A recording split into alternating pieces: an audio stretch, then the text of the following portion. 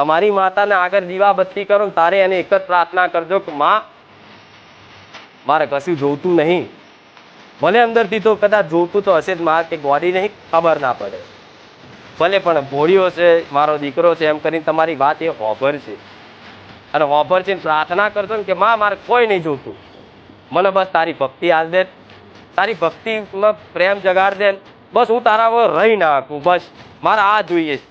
આની તમારી માં આટલી તમારી પ્રાર્થના હૃદયની હશે ને સાચા વિશ્વાસની હશે કે મારી માં મારો કુળનો દીવો મારા ઘેર સાક્ષાત બેઠો છે, ખાલી હાથ જોડી અને આટલી પ્રાર્થના કરી જો તો બીજે દાથી હોનાનો હુરત ના આવું થોડા ફુખાર મેરડી નહીં.